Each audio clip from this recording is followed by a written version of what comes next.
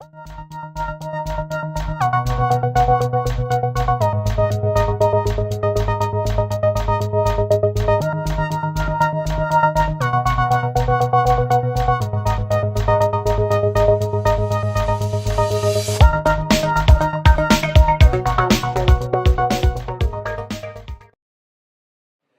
good evening. Welcome to the second week of Nuts and Bolts. Just to recap, last week we had an overview of the venture planning process. We had Bob Jones talking about finding your customer. We had Rich Kivel saying, okay, if you've got a customer, what's the business model? We had Joost talking about organizational issues. I did a bit on legal issues, and we had a founders panel. Tomorrow we're going to have something on financial projections. All these things are really important in your planning process, but if you somehow can't communicate those, then you're really not going to be able to get the resources you need to motivate the people, etc. And so that's the first part of tonight's session, is presenting your venture idea, and we have Bob Jones back to pick up and do that. I don't think you need a further introduction, Bob, except Well, I had trouble remembering my name, but you fixed that part of it. yeah, so we did that. Anyway, good luck, Bob. I'm good to go. Thank you.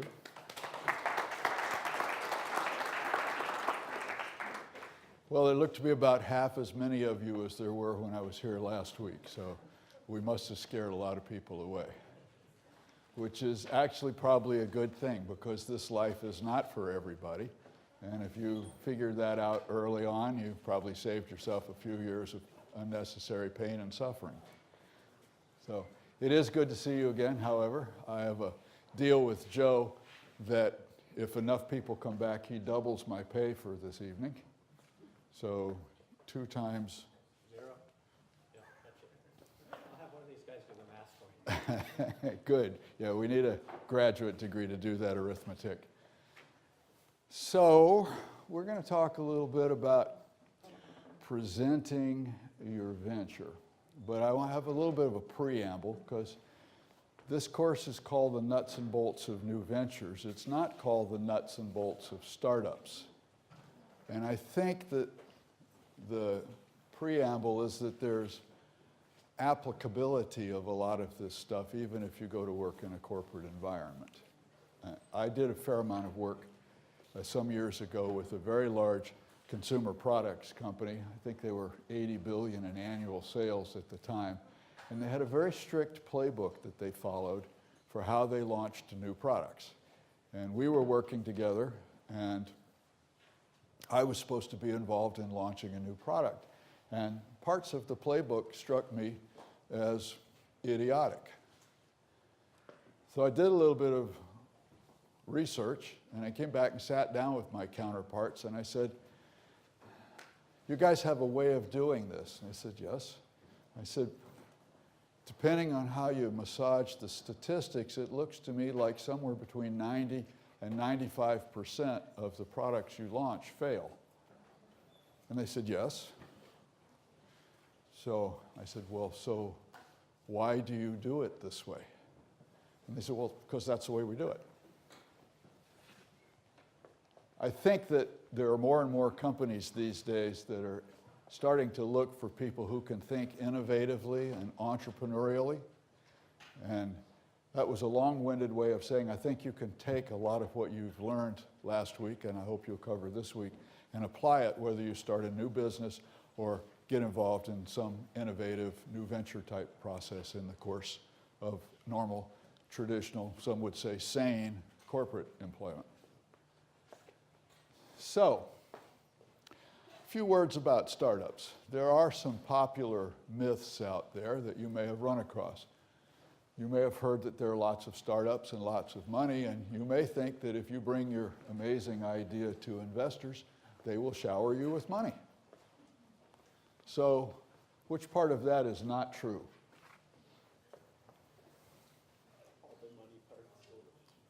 The part about showering you with money? Right. There are also a lot of outfits, Techstars, you've heard of them, that offer these boot camps.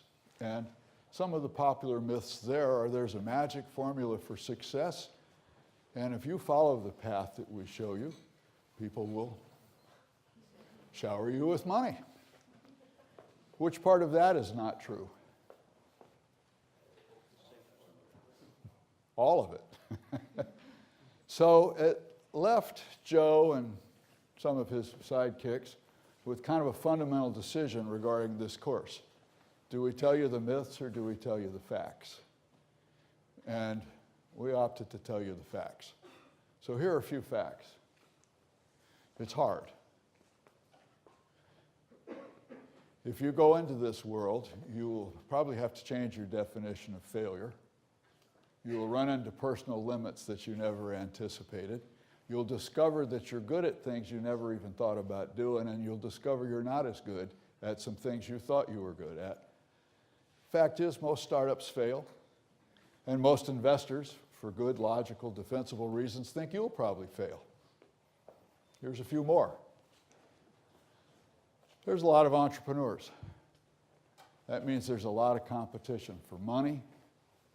You were saying something, Carl, about talented people wanting to build a business. There's competition for those. Competition for all these resources. And the fact is, if you're in an environment where there are more entrepreneurs than there is money, staff, et cetera, some folks aren't going to be able to connect with the money and aren't going to be able to connect with the talent necessary to grow the business. This is kind of depressing, right? How many of you have thought about seeing a venture capitalist raising some money? All right, so many of the rest of you are kind of earlier stage. Well, let's give you a little preview of what's in that world. There's a venture capitalist out there. Let's say that his name was Gustavo. And Gustavo's sitting on a $50 million fund and needs to invest it, and you'd like to talk to him. So you think, well, maybe you'll just cold call him. He gets 40 of those a day. That's not going to work. Those are going into the trash can. So you think, well, there's LinkedIn, there's all this other stuff. Maybe I can find somebody who knows him. I know, I'll call Joe. Joe's, can you make an introduction for me? Joe says, I wonder if this is a good fit. Because you have a software company, and Gustavo only invests in medical businesses. So it's not a good fit, so no. But if it is a good fit, Joe's going to say, you know, Gustavo doesn't talk to everybody. And I don't want to send him somebody that looks like an idiot because it'll make me look bad. So if I think you're going to make me look bad, that goes in the trash. But if I think you've got a pretty good idea and you won't spoil my use of my social capital, I'll make the introduction. Now you're down to maybe 2 of these a week, and you're more likely to get in the door to see the wealthy Gustavo and help him invest his money intelligently. Now, many of us get seduced by the elegance of our product or our solution or our technology and don't stop to think about all the steps in the process to get connected with somebody who's got money. But let's talk for a moment about what do they invest in. Because a lot of us have a pretty good idea and figure we'll make a pretty good product. But unfortunately, a good idea isn't the same as a good product. I spent some time yesterday at one of Boston's leading medical schools, working with some scientists whose research bolts directly onto some stuff that won a Nobel Prize a year ago. The science is spectacular. Unfortunately, the logical conclusion of the science is that if you have problem X, you can go to CVS and buy about $5 worth of stuff that's already there and the problem is solved. So they don't really have a good product. And a good product isn't the same as a good business. And investors invest in promising businesses. So they want to have a great team. They want to see that you have some history at execution and that you understand your business. And if they're not talking to you for very long, they have to get to the heart of the matter with not much information. And one of the questions is, can you describe your business succinctly. Which leads us to tonight's agenda.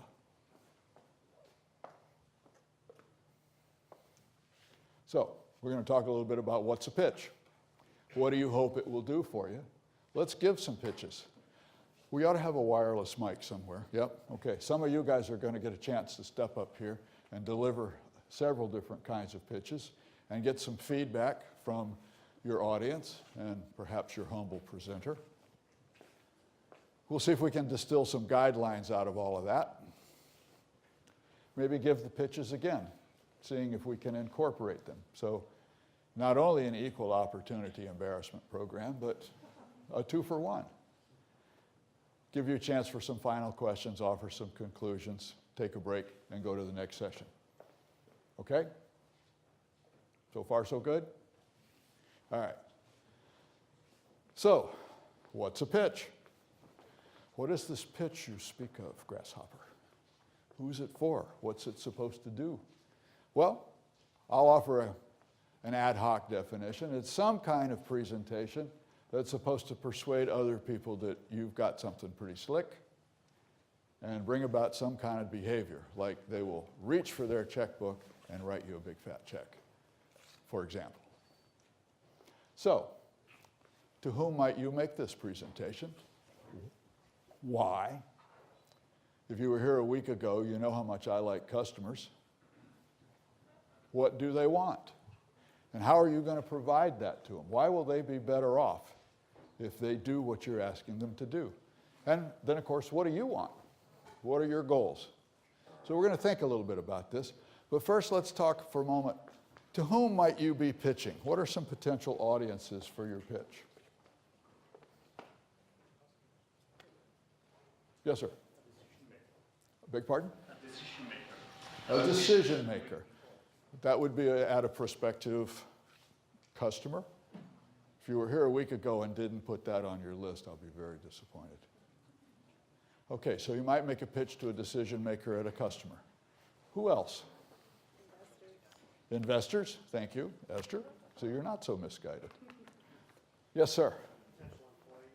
Potential employees. I like this. And behind them. Partners or collaborating organizations. Good. Okay. Regulators. Very good. Funding sources. Okay, yes, we'll go along with that. There are one or two more that I'm sort of waiting to hear about. The competition? Under some circumstances, that can actually work very well. Because if they're your competitor and they're bigger than you are, they might conclude it's just easier to buy you than to continue competing with you. So under some circumstances, that can be a stroke of genius. Service providers? I beg your pardon? Service providers? Service providers, yeah. Well, it won't surprise you that I put customers first. Potential employees. What if you've had a bad couple of weeks, lost your market share, having a little trouble making payroll, right? It's your job to distort reality in those situations and keep the heat on. You want people to remain excited. You guys may have occasionally watched a football game where they have these folks out there with pom-poms and stuff, right? You didn't realize that was going to be your job if you were CEO of a startup, but you will be out there saying, we're going to grow. Channel partners and retailers, yes, you suggested that. How about if you're trying to persuade your parents that you ought to turn down that outrageous offer from Amazon and go work for a startup that has no money and no track record and quite possibly no future? Or if you have chosen to get married and need to explain to your spouse that you're not going to contribute that outrageous income from Google to the family coffers. And then maybe one day, investors. So the thrust of our session tonight will be different ways of providing pitches to different audiences. Okay? All right, there's two requirements for a successful pitch. It's got to be appealing to your audience. So a good fit is if I have a medical device for a medical device company that's struggling for innovation. A bad fit is if I have a medical device for a software company. And the other requirement is that they believe you. So they got to want what you're talking about, and they have to believe that you're telling the truth and that you can do what you say you can do. Seems straightforward, right? But let's talk a little bit about how you understand your audience. And here's a trick question. What do you think they care more about? You or themselves? Sad but true, right? So, should your goal in the conversation be to persuade them that you're really smart? Should it be to persuade them that your technology is really awesome? Or that your vision is really compelling?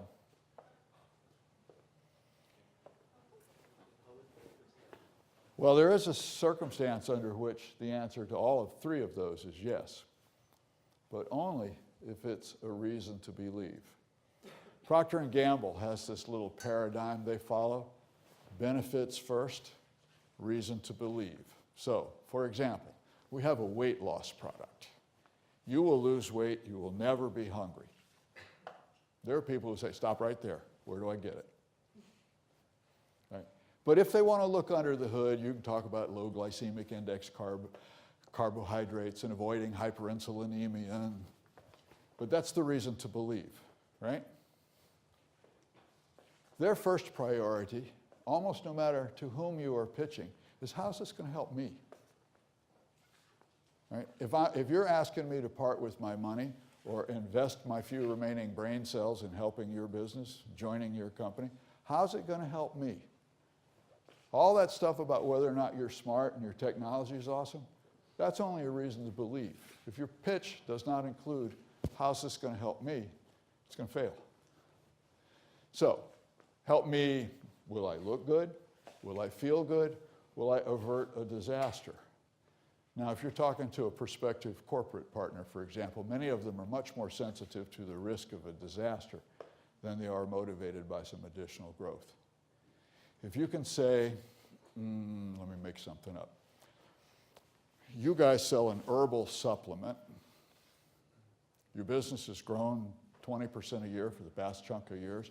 You're now doing about $800 million a year. And you've changed suppliers. And your new supplier of this herbal supplement is selling you crap. And you're about to get, that's a technical medical expression, and you're about to get slammed by the FTC for false claims because your stuff no longer works. I have a way where you can tell amongst your suppliers which one is selling you the good stuff and who's selling you crap. So I understand your problem, and I'm going to help you avoid a disaster. Okay?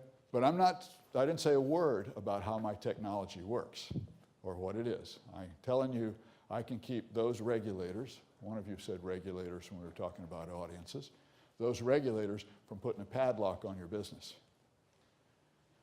So a couple of guidelines regarding understanding your audience. I think it's worth the time to understand what they want. Ask and listen carefully.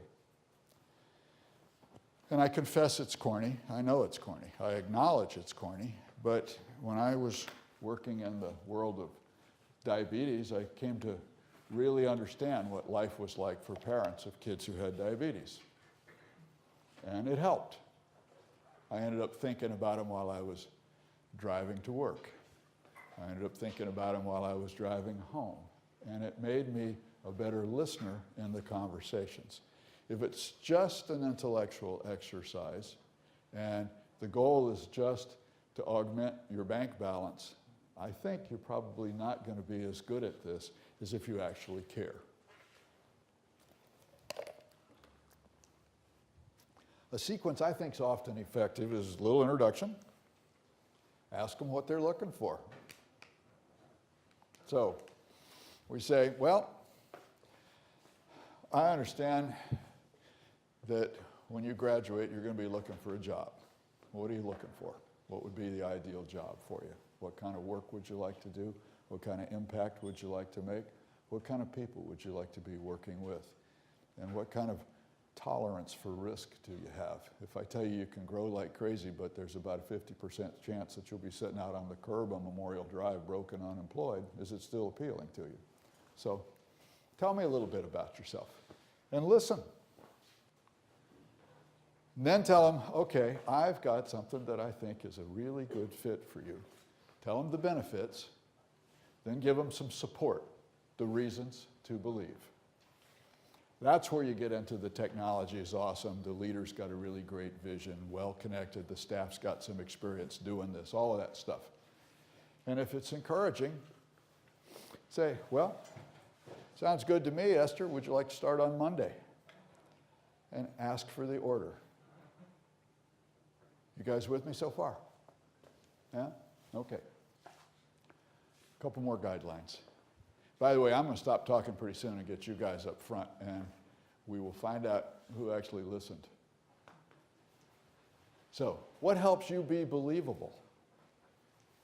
Well, conviction, enthusiasm, passion, yes. But if you're psychotic, it goes the other way, right? So, within reason.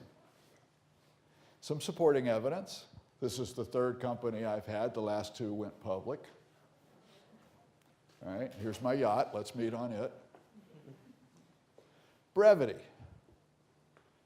Can you convey the heart of the matter without needing an hour? Can you do it without handing them your master's thesis and say, read this? And by the way, 3 rules of brevity. Be clear, be brief, and shut up.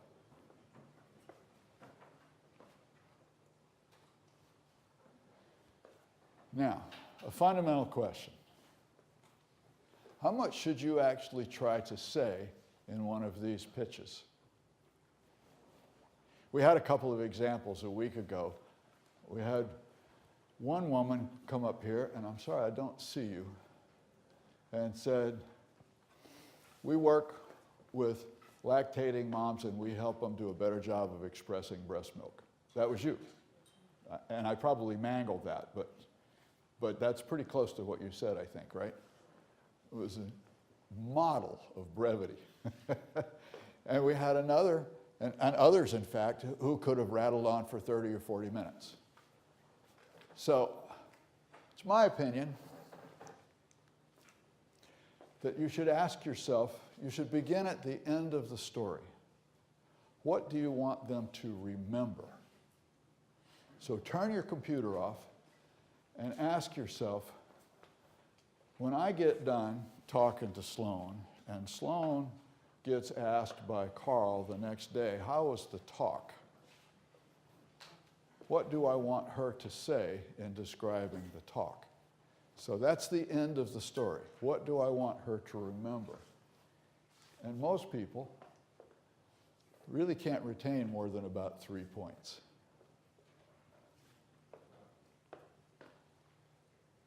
You don't have a business if you don't have customers.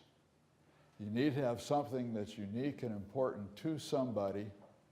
You need to go through the exercise of finding them and then take their money. And if you can remember a fourth one, oh yeah, he stuck up that little pyramid about segmenting according to motivation. What do you want them to remember when you get done?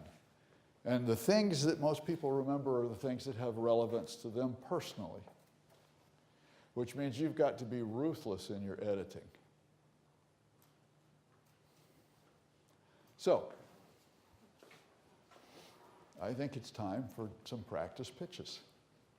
So here's the scene. I'm going to ask for some volunteers, but here's the setup. Tell us who you are in this scenario and who are we.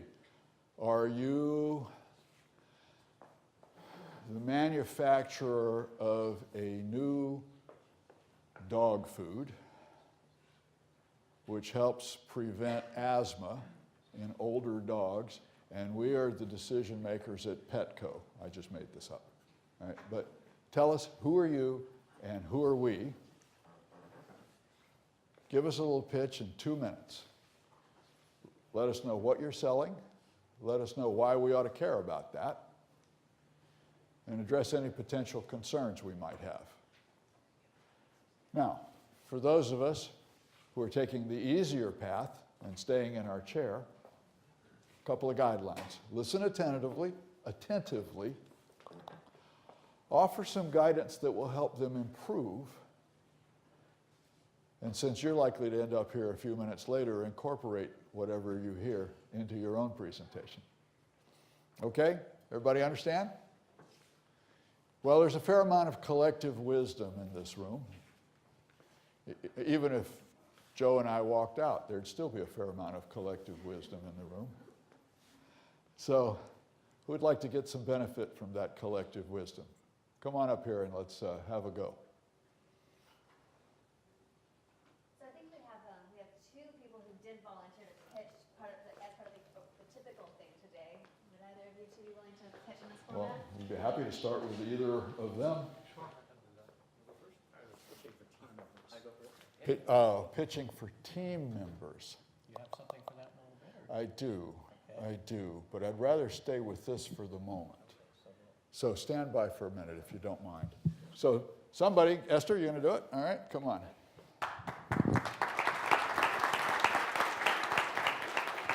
Before you do. Yeah. This has nothing to do with MIT, but this is called a microphone, and I have seen an astonishing number of presentations where the presenter had no idea how to use the microphone. And so, 25 words or less. This is a directional instrument. You should talk down the barrel of the microphone. I've seen presenters that stand there like this. And unless the audience is expert at lip reading, there's absolutely no point in doing this. So when you get oh, and by the way, the pickup zone for a lot of these mics stops about 6 inches back. So if it's out here, forget it. So step right up, and let's give Esther a little hand, please. Okay, whenever you're ready. So when I set the scene, though, is that part of the 2 minutes, or?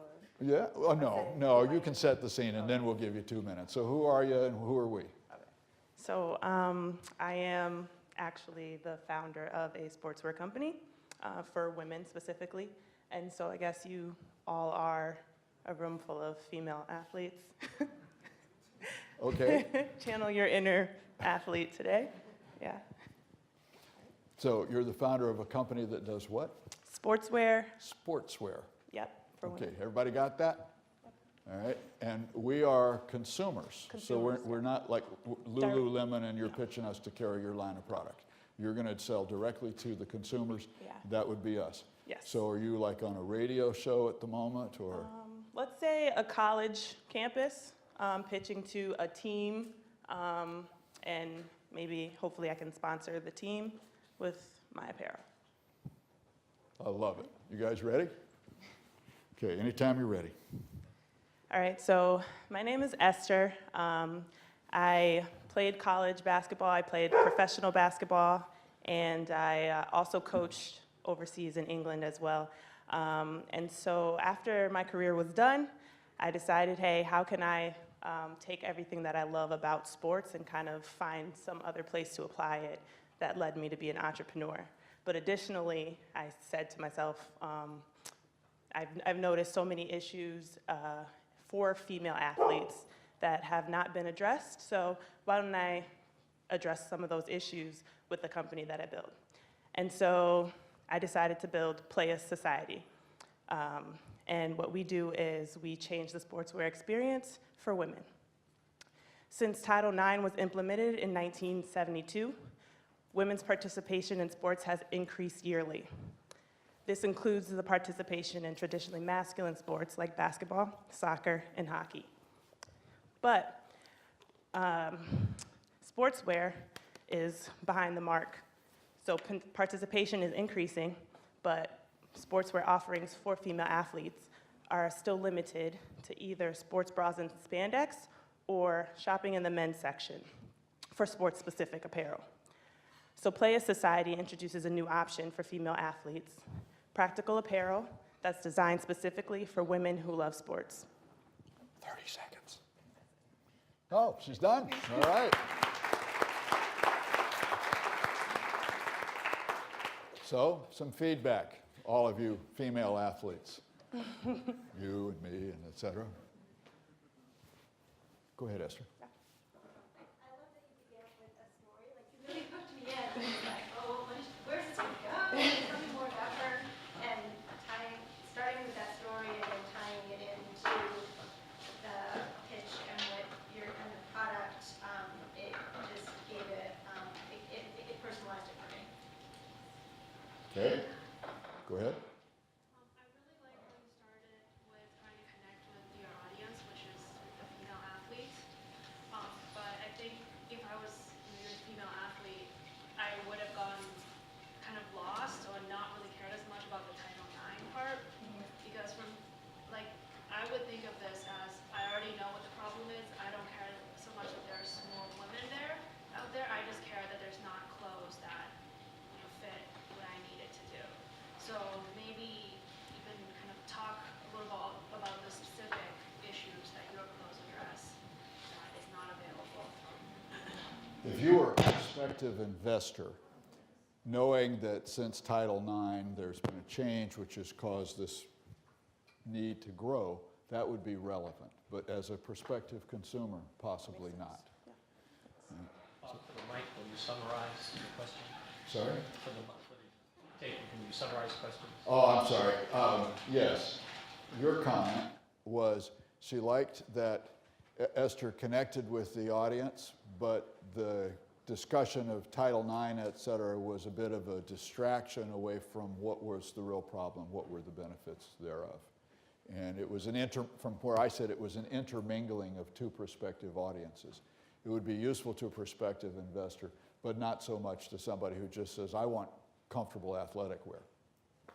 Okay, pick somebody else.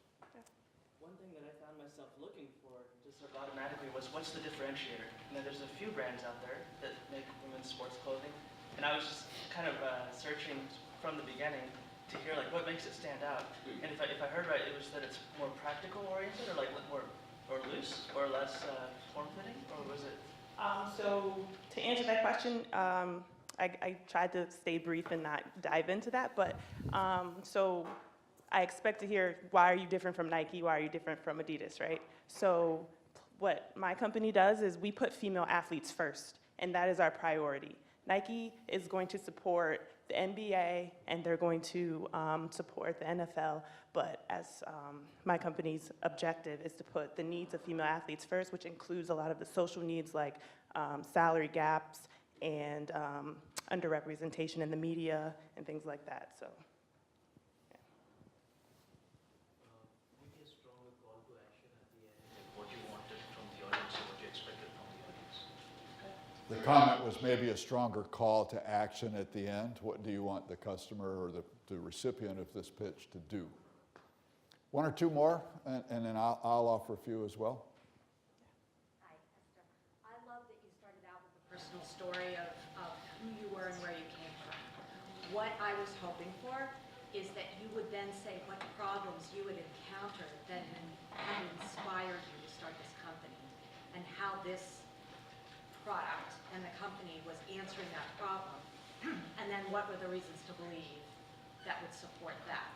So I think that if you're going to start out with a personal story, it needs to connect to the problem, and then the problem needs to connect to the solution. To kind of go back to what Bob was saying earlier about brevity, you didn't sell me until your last sentence.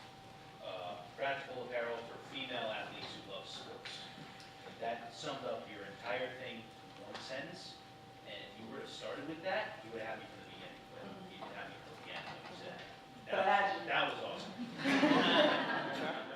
All right, I'd like to offer somebody else the opportunity, so let me offer a few summary. Now stand by for a second longer, a couple of summary remarks here as well. I want to echo a couple of your comments. I think it was excellent that you started with a personal story because we all respond to stories more than we do to statistics. If she'd led off and said, there are 13 million, right? But she led off with something regarding herself. I would have liked to have heard you say, and what I learned was. So, hi, I'm Esther. I'm the founder of a company that makes comfortable athletic apparel for women who love sports. And I discovered this while I was coaching and while I was, in fact, a basketball player. And what I learned was that the places I would go to buy these kinds of apparel, like Nike and so forth, were all designed for men. They didn't fit right, they didn't look right, they were uncomfortable. The places I went to go buy them didn't know how to serve me. And I realized with Title IX, there's an explosion in the number of women like me who are out competing these days, and that this was an unmet need that I could address. So I started this company, and we make comfortable athletic apparel for women who love sports. Thank you very much. Okay? But it's hard. It's hard to do that editing and get to the heart of the matter in a hurry. So let's give her a hand. Thank you. Nice job.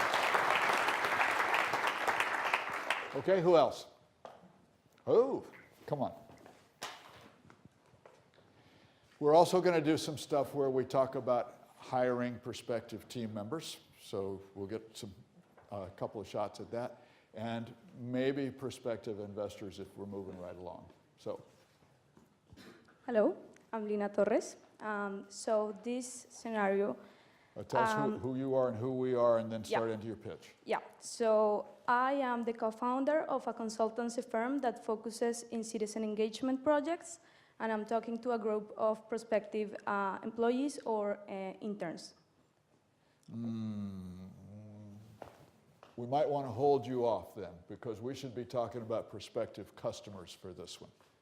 So if you're thinking of hiring, let me ask you to have a seat, and we'll call you back up when we get to that, okay? So my favorite words up there are underlined. That's a clue. You want to take a track? Okay. This man's ahead of you, and then we'll take you. So come on.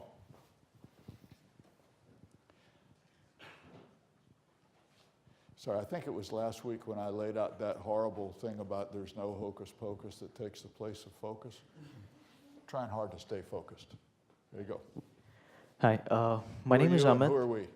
Yeah, so my name is Amit, and I would be a part of a 3D printed construction company, and I'm talking to just general public, general people who are just sitting over here. So even you guys could be yourselves in this scenario. So are we homeowners? Are we people? You're a mix of everyone. You're students, you're homeowners, you're basically anyone who needs a house. So that's something that that would be everyone. So we're all homeless people. Well, a couple of them would come as my customers. All right, take it away whenever you're ready. Okay.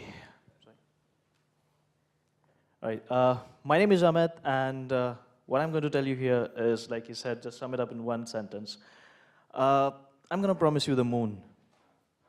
And I mean, it might seem it's unbelievable, but how I'm going to make you believe that is because my name is Amit. And if you Google, Amit means infinite or boundless or limitless. So that's what I believe, that there's a lot of opportunities out there that you could just go and seize and make them twist, turn them into whatever is useful for us. If you look at the Maslow's triangle of pyramid, it kind of sums up the requirements that every person has. So it starts with food and shelter, then there's safety, self-esteem, then there's pizza, there's Wi-Fi, and then there's what is life, the actual, the meaning of life.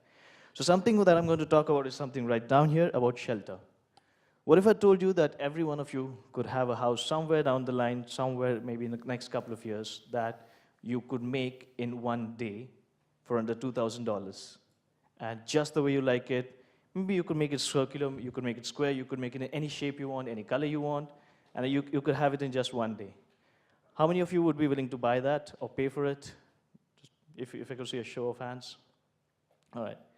So like you said, there's no hocus pocus, and how I'm going to do that is using 3D printed construction. So basically, like you put frosting on a cake or you draw henna on your hands. That's how a 3D printed constructor works. It moves in 3 directions on 3 axes, and it's going to extrude concrete or a concrete-based substance onto the land and just go on about till it makes up a house. The advantages that you have is it's going to let you have crevices for pipes, HVAC systems. It's going to have furniture built during the construction. And so that's what it reduces the labor. It's going to work 24/7, 365. It doesn't need a continuous labor force. And it's pretty much like software, a soft copy of a house that you put into the system, and it prints the house as you want it in a day. So that's how it is possible, and people have actually been trying to do that. NASA's Time's trying up. to do that on the moon. So Sorry. if I could just make one more statement, yeah. Nope, your So- time's up. I- Sorry. I've done a bunch of these things where they literally just shut your mic off. So there's, I mean, the discipline required. And I'm going to talk a little bit about how you can plan for that. But let's give this man some feedback on his pitch. I know you've got more selling you can do. I'm convinced of that. It's not the same. But let's have some feedback up there. I think although I thought it was creative, the preamble before about the moon and your name and such, I didn't think it was actually that, like, I think you would have been better served starting with the next part, which is, what if I told you I could make your home, for $2,000? That caught my attention when you started talking about that, so if you started with that, for me, it would have been more captivating. The sentence about the moon was just to establish, connect with the audience. That's because tomorrow there's going to be a blue blood lunar eclipse. So that's what I was going to talk about in the end, and just kind of round off my statement. Okay, somebody else. Yeah, I'll echo a little bit of what he said. I'm still confused, like, what are you selling me? I was saying, I was trying to make a promise to you that I'm going to promise you the moon, and in the end I was going to say tomorrow there's going to be a lunar eclipse of the moon, and that's what I promised you, and I told. I still don't know what you're doing. You've got a 3D printer that makes houses. What are you selling me? $2,000 houses? You're selling me I have to have land for this house? I don't know what you're selling me. Design services? Are they pre-designed? I'm very confused, like, what is it that you're doing? And you don't need to answer this question. It's feedback. But and like before, I'd like to solicit some comments from you guys. I'll try to tie it up, and we'll get somebody else up here. One more in the back, Victoria. I would start with just right after that. Hi, my name is Ahmed. I'm going to 3D print you a house. It costs $3,000 to have it tomorrow, and then you can get into details. But right off the bat, like, you don't need to tell people you're promising them the moon. Just promise them the moon from the get-go. Okay, I can't resist. I have to bolt on to this. Remember I said there are 2 requirements for a good presentation? The first is the topic has to be appealing to the audience, and the second is they have to believe you. So I think some of us had trouble believing you because we have had people promise us the moon and deliver us crap, a technical term again, more than once in our life. So to Victoria's point, come right out and say, I've got a 3D printer, I can make you a house for short money and very little time. And I'm going to explain to you how that will work. Or come out and say, it's gotten to be really expensive to buy a home, and an awful lot of people would love to stop renting and own their own place, but the economics are prohibitive. Thanks to a technological breakthrough, we have a way of addressing that problem. So you sort of see where I'm going, sort of set the stage. One last, yes ma'am. I definitely appreciated the fact that you did, like, although you didn't go too much into the technical details, or maybe a little bit more, but for those of us who weren't technically focused, you did have, like, a good analogy with the frosting. I thought it was really appealing. Good. All right, we're getting warm. Nice job. Good. We have time for one more customer presentation, and then we're going to shift gears a little bit. Oh, no, I promised the lady in the back. I'm sorry. Stand by. Come on down. I feel like I'm on The Price is Right or something.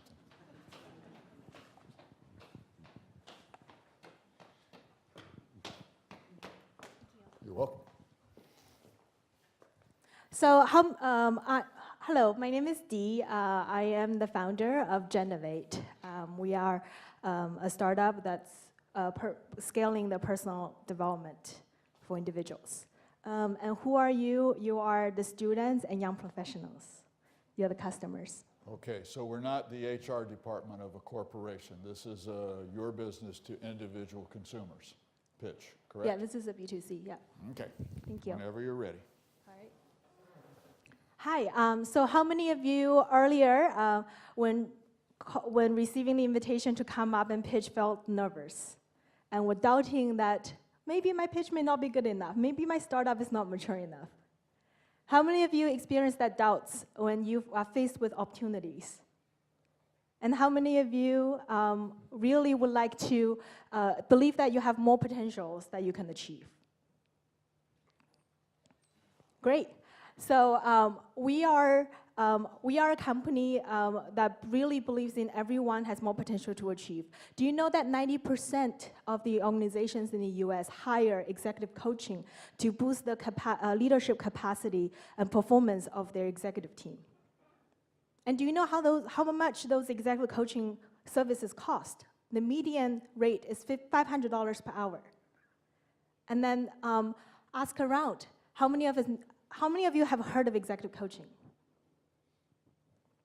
Few, right?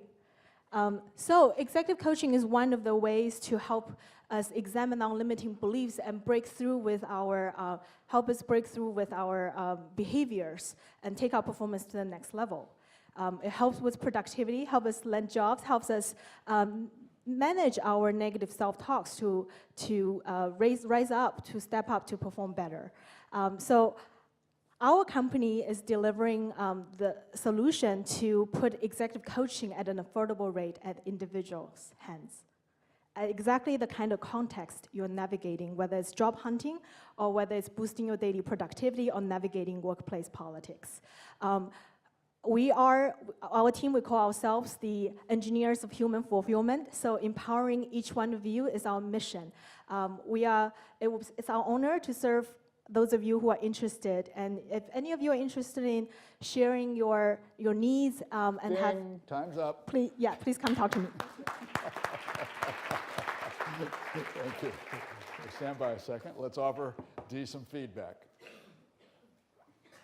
thought you did a nice job of personalizing it right off the bat, asking those questions so that people can relate to it, and then going right into what your company is doing, because this is a common challenge for people. Thank you. Just to add on that, I like your opening with questions, but maybe you could cut the number of questions a little bit, because right now you have probably like 4 or 5. That's sort of a lot. If she were to do that and you were to counsel her, which questions would you have her keep? Well, I would say I would keep the executive coaching question, like many people are aware of it, but maybe the next question is how many of you have done that yourself? And then that's sort of, we will have a bigger contrast, which launches into your next pitch, is we're doing executive coaching for the normal people. I don't think there's anybody normal in this room. All right, we've got somebody way up here. Let's grab this guy. Go ahead. So I still don't know what the benefit to me is. You haven't clearly explained to me what the benefit of your company is to me. How am I going to benefit from it? All right, I love that comment. All right, we talked about methodology, we talked about the need, but we didn't talk about the benefit that comes from doing this. Right? Get bigger jobs, learn how to behave yourself in the office, whatever it is. Right. So. Can I ask a question? Sure. Well, here, here's your microphone. So I did mention one statement, it will help you with navigating land on jobs and navigating workplace politics, boost productivity. I was wanted to hear how I can maybe improve that statement. So a suggestion. Your questions were very much like B2C, just like asking the person, the consumer, which was great. They were a little in your face. You have to ask a question in a way that people aren't embarrassed to raise their hands. But how many of you are hopeless losers? that's hard. I mean, that takes a lot of fine tuning to get to that. But when you got to the benefit piece, the way you express the benefits is if you were talking corporately. So instead of talking to a person, it's as if you were talking to a company, and you expressed it almost in corporate speak. Can you say what you were going to say again for your benefits? Help you land on jobs, navigate in workplace politics, and boost your productivity.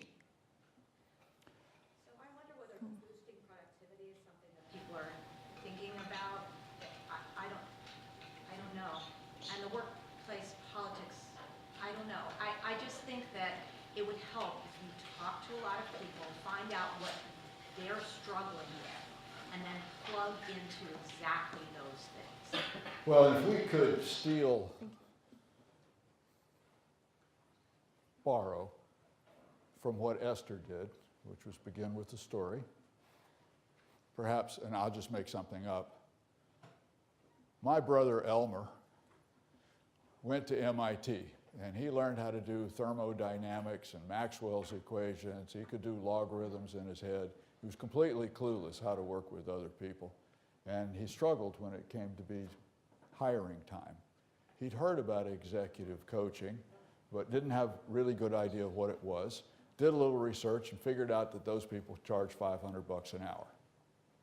And my brother Elmer knew he was going to need a lot of hours.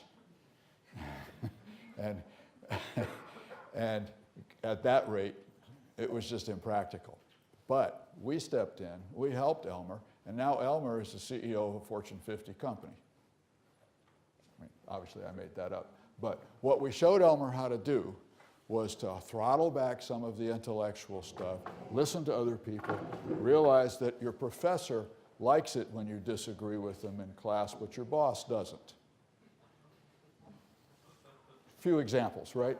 And then I think what happens is people listening to that say, you know, that's kind of like me. And you build in a little bit of empathy along the way, and people think, yeah, I could see a role for that. And my brother Elmer could use it too. So, yeah, thank you. And it helps with credibility as well. I think it does.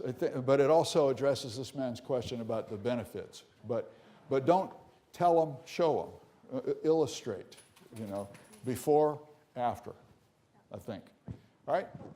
Nice round of applause. Okay, let's move on. Bob, I had a quick question. Asking how many have and expecting people to raise hand, do you tend to do that, or would you say, have you ever? You know, making it more personal, or would you not do any of that? I usually fail when I ask how many of you have. I've not had much success with that myself, because what I find is everybody in the audience looks around to see if anybody else has put their hand up. So there must be a way to do it, but I've not had much success at it. So her first question was very relevant to the audience. When she said, you know, how many would like to come up here but didn't feel comfortable or whatever. That was brilliant. Right. I agree. That was brilliant. How many of you are sitting there right now thinking, God, I'd love to get some help with my venture, but I don't want to stand up here and look like an idiot. So, like your narrator. Go ahead, sir. Just to add on to what you're talking about with this question discussion, after that first question, I tuned out to every other question. And I don't mean that offensively. I'm just an ADD reader. Right, you had me at hello. Exactly. You had me at hello. If you have one good question, that's all you need to sell. Just go on to who you are. Because that one good question is your tie. Yeah, I actually think that's very good advice.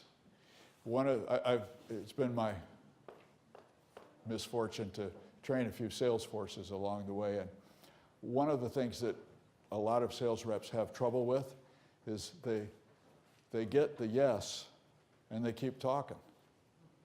Get the yes, say thank you and shut up. Thank you, here's the purchase order, see ya. It'll be here next week. Don't keep talking. Oh, but I got more benefits to tell you about. You get the yes, take it. Yes, ma'am. My experience is that people will buy to alleviate pain much more frequently than they are a promised benefit that they might get. And I just wondered if that's your experience. Well, I will quote one of my favorite sources myself. Because I put up a slide last week that says changing consumer behavior is tough, and powerful motivators include pain, fear, greed, and vanity. And growth and all of that stuff is, I think, further down the list. And I think your first question sort of addressed that. How many of you were thinking of but thought, a little uncomfortable? How many of you think about interviewing for a job and are excited about it as opposed to being kind of apprehensive? So throw out a few things that would cause people to say, ooh, this makes me a little nervous. Maybe I could get some help. Well, I can offer you some help. You've set the stage. Okay, let's pitch potential executives. This will be your chance. All right, so let's assume that there's somebody out there that you need, but you're a startup, you're undercapitalized. That's redundant, I realize. And you want to hire her anyway. So, same guidelines, remember, make sure the idea is appealing. Make sure that the prospective executive you are pitching thinks you can make it happen. I'm watching the clock. If you don't mind, I'd like to take a crack at giving your pitch. And what I know about material science would fit in a thimble, so I'm probably going to screw this up. But hi, I'm Bob. I'm looking for engineers and designers who'd like to really make a difference in a problem that's big and growing and which is, in fact, seriously affecting the health of more than 1 billion people. The problem is pollution. The problem is being addressed by air filters. They're not very good. We have a technology that we own and have a patent on, which is vastly better. And I need people who want to make a difference because we're a little company and there's no place to hide in our business. And if you have a passion for addressing a problem like this and want to work with some of the best technology that's available out there, I'd love to talk with you. Better? Thank you so much. But I think you can sell the high ground in something like this. And the reason to believe is you own the technology, you've got the patent, you got something going here. So the purpose of this 2-minute talk is, yes, I would like to hear more. Okay, not necessarily sign me up. Okay, go ahead. Can I just make one comment? In your version of the pitch, you left out China, and you kind of made the problem more Global. Global, exactly. So making an example about the China problem is a good example, but you also have to make sure your audience, which is in America, cares, right? Yes. So tie it closer to the issues that are going on in the area that you are presenting. So to take what we learned from previous versions, maybe started out saying, hi, I grew up in China, and there's this huge problem everybody's wearing, et cetera, and I find that the problem is not just in China, it's global and et cetera. So we'd incorporate that. So if I had 2 chances to give your pitch, I'd do a better job. But I think your comment's a good one. Better. All right, thank you for volunteering. Good job. This isn't just an academic exercise. I have had to hire executives more than a few times that I flat couldn't afford. I needed them, I wanted them, they were a good fit, and they were used to making significantly more than I was able to pay them. And you may well find yourself in that same situation. And if you believe that the heart of the matter in going from an idea to a successful business is having a team, you're going to want to recruit the best people you can find, and you may not have the capital to do it. So figuring out what these people want and figuring out, can you offer them something in addition to or besides money may make the difference between hiring winners and hiring losers. Okay? So we're not just doing this because we like to hear ourselves talk. I've been in this situation and it's real. You want to say something? Or were you volunteering to come up and give the next one? About the other side. So for a lot of us are kind of thinking about entrepreneurship, but maybe we're not starting our own company right now. So one piece of advice I've been given before is that if you are considering working for a startup, if they cannot pay you a fair market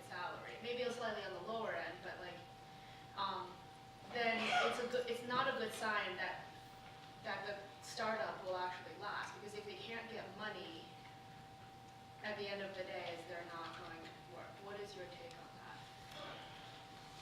that? I think there's a spectrum here from an entrepreneur with a big idea and about 11 cents in her pocket to a startup that has in fact raised an A round, has a year's worth of money in the bank and can pay. And I think also that compensation is a package. It's not just salary. It can be performance-based bonuses. When we hit this milestone, everybody's going to get 25% of their salary in one check. When we hit the next milestone, another one, et cetera. It can be equity that vests over time. It can be a collection of things. It can be you love your dog and we'll let you bring your dog to work. It can be a lot of things. I'm not being facetious here. Compensation packages are an art form in and of themselves. And so I would look at, is it sustainable? Is it going to go? I'd go back to, do I find the mission appealing and do I believe the leader can make it happen? And I would look, does the leader have a team that works, et cetera? So I wouldn't, I mean, it also depends on your economic needs. There have been times in my life when I could afford to not get paid for a while. Times in my life when the tuition payments for these unfortunate children I had needed to get paid, and maybe not such a good time to just work for equity. So, okay, I don't mean to be evasive, I think, but the two-word answer is it depends. Okay, let's get one more who's pitching to a prospective employee. Okay, not customers, not investors, not, that's you, right? Okay, come on.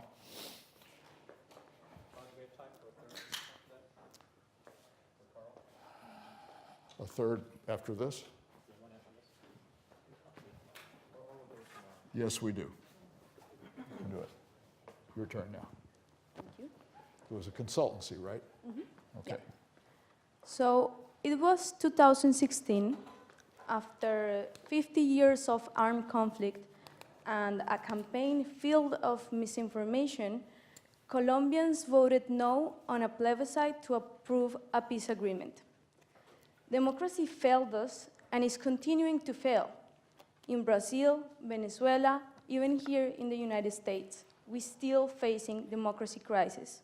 But what is striking is that each year, governments, multilaterals, and foundations spend millions in projects to strengthen democracies, but we still not have the results we're expecting to see. That's why we created the first consultancy firm specialized in the design and implementation of citizen engagement projects for Latin America. We're combining state-of-the-art knowledge in organizing, technology, and marketing to create projects that are impactful and sustainable. So this sounds like a lot, I know, but I'm going to give you an example of how we're creating change now. After the plebiscite was lost in Colombia, we designed a platform that allowed to connect 30,000 people to protect the ceasefire agreement. We had people on the streets protecting the agreement. At the end, the government approved the agreement, and now we are transitioning to peace. This is the kind of change that you can help create. We are recruiting for the best campaigners and project managers, so if you want to lead a citizen revolution, come talk to me or Juliana. Thank you. Not bad, not bad. And less than 2 minutes. Impressive. Okay, feedback? Well, I see a few people nodding, but I'm saying, go ahead, Dee, since you were down here. I really love that in the middle you were saying, let me show you how we're making change now. It shows that the effort is ongoing and you're starting, and yeah, it's a concrete example of how it works. Okay, who else? I liked your passion and your energy that came across, that you were very invested in this, which I think attracts people. I think that lends credibility. She was passionate, she showed conviction, but she wasn't, at least visibly, crazy. Which is the right balance, right? Who else? Go ahead. I like how you very succinctly put what the impact and sort of the autonomy you could have in the job was. Like, it kind of draws you in more than just pay or various other incentives to work for you. Well, I think also it's good hiring policy because there are people who just do not want to be closely supervised. And if she's saying, we're for you if you're one of those, that sort of clears aside the people who say, well, really, I'd rather have somebody sort of lead me by the hand all day long and tell me what to do. So it was a smart move. All right, I'm going to move to the next one because we're running out of time. I think that was a really good job. So. All right, and who is our, oh, I see your parole is up and you're out on the street. This is good. As far as you know. All right, tell us who you are and who we are. So I'm Carl, I'm an emergency physician, and I'm building a team, a tightly knit team of experienced social workers and nurse care managers that I can deploy into the homes of people needing care management planning. Okay. You are potential employees. All right, so we all have a nursing degree or a social work degree or some experience in family care? Actually, no, that's not exactly what I need. So, first of all, why is this an important problem? I've seen over my years in the emergency department that failure to plan and ignorance just cause so much human suffering. And all this is preventable with the simplest of tools, information, preparedness. And what I need is somebody to help me grow this organization. So somebody that will help me identify really good nurses and care managers, help them interact with each other, find people that are in accordance with our corporate mission, help me talk to promoter organizations like assisted living, and really help me set the corporate culture. I think the organization will make not just a profit, but a big difference in people's lives. So if you like having a positive impact and reduce human suffering, come talk to me. Okay. Well, you can hold on to that for a minute or two. So, you're a prospective employee. What's your reaction? I really like that you brought forward your passion and your obvious care for this idea. If I was somebody that you were looking to hire, I'm still confused as to what exactly your business does, because I don't think I ever really got that clear emphasis on what you're trying to get. I know what you're trying to hire for. I just don't know what the company that I'd be working for actually does. At least. Let me say that slightly differently, because I agree. I thought you did a splendid job selling yourself. In a very low-key way, you were very credible, very believable. You got a background that makes sense. You obviously know the subject matter, but I was not exactly clear what you might want me to do, which is where you were going, right? So, somebody else? More feedback, or does that sum it up? Yes, ma'am. Oh, you were just adjusting your glasses? I actually do have a comment. I think one thing that stood out to me in your speech is when you were saying you're looking for someone to help you set the corporate culture. And I could have gone one of two ways with that. Like, oh, this is really early stages and he's looking for partners. And maybe there's a way you could have said that differently. Or I thought he's really unclear about what this business is and what he's trying to do. I think you did build some trust, and so I thought it was more the former, but that's something I think to be more specific about. Sometimes when people step up and say, I'm looking for help, it bespeaks an open, collaborative nature. Sometimes if it's handled improperly, it bespeaks cluelessness. One's desirable, one maybe less so. Yeah. But I thought I don't think he came across as weak. I think he could fine-tune the language a little bit. And I agree with you, I still don't know quite what he's hiring for, but I like the notion of being able to make an impact personally and relieve human suffering, and you know, who's not going to respond to that? That's pretty good. Last comment, sir. I'm sorry, I missed the last part. Why you should work for him? Versus somebody else. As opposed to what, Blue Cross? So yeah, in this space.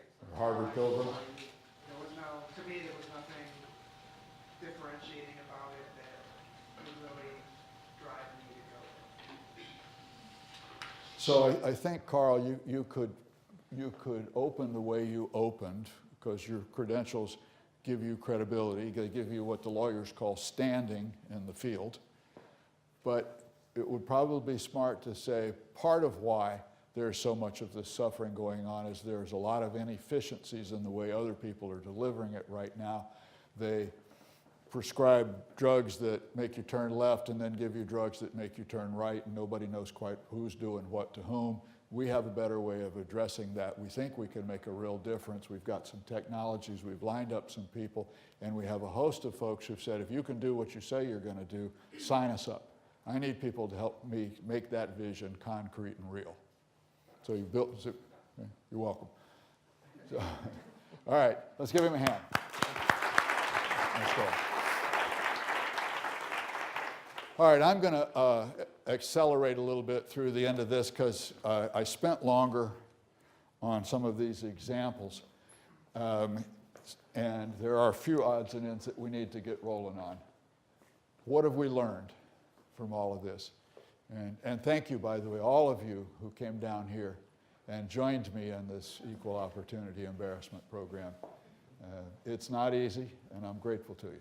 And I'm sure your classmates are. Different audiences may require different pitches. When you're talking to consumers, it's not the same as talking to prospective employees. We've got some examples of that, but in every case, what matters is that they care about what you're talking about. So if you are talking about material science, and I like being a sales rep, I might nod off a minute or so into your conversation. What matters is that they believe you. A few of you came up here and you were exceptionally credible, very believable right away. A couple of others, maybe you need to work on that. Vis-a-vis giving presentations, there's an 8-letter word that all my musician friends just absolutely hate. Yeah. Sometimes you have to work pretty hard to make it look easy. And you've spent a lot of time learning how to do something, building a solution to something you perceive. You're understandably excited about it. But turning that telescope around and looking at it from the perspective of the person you're talking to, for many of us, is a new set of habits. This may strike you as weird, but I've given a lot of these presentations, not necessarily here, but investor groups and all that stuff, and they literally will shut the mic off after 10 minutes if you've got a 10-minute talk. And I book a conference room, and I go into the conference room, and I get the little timer going on my phone, and I give my talk to the empty chairs. And it's 12 minutes, and I think, I got to cut 2 minutes out of it. And I do it over and over again until I get it down to 9 minutes and 50 seconds. And if I'm feeling really brave, I record it. By the way, that's a humbling experience. If you've ever heard yourself in a recording and you're not used to it, you think, God, I sound like a complete dork. But it will make you better. And by the way, practice. Okay, for an investor pitch, we're going to skip over this, or we're going to move quickly through it. There's some obvious questions. What are you looking for? How much? How long is it going to take you? How am I going to make money? How long is it going to take before I make money? Oh, you'll get double your money back in only 20 years. No, I don't think so. Basic questions. We did these a week ago. What's broke that you're going to fix? How are you going to make money? We're going to skip that. Any last questions before I wrap it up? Sorry? With so many different audiences, what pitch should I kind of have in my back pocket? I would rephrase your question, Esther. With so many different audiences, what 3 or 4 pitches should I have in my back pocket? Because you're going to give one pitch if you're talking to a room full of basketball players. And one day when you've got sales and reorders, you're going to give a different pitch when Lululemon knocks on your door and says, we've been trying to reach that market. You appear to have some of them.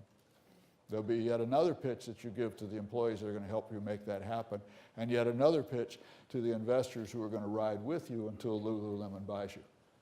So fundamentals, we got a good business, we know who we're selling to, we've got something they want and they're paying for it. Those don't change.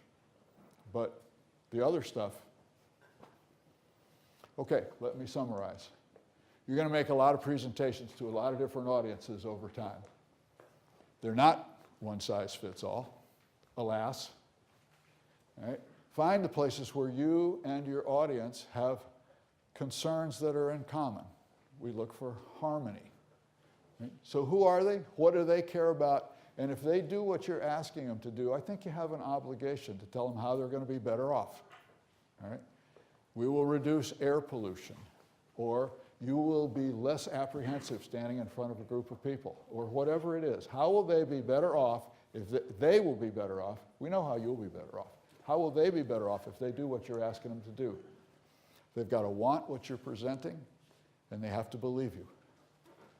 And if you do it right, you will capture lightning in a bottle. Thank you very much.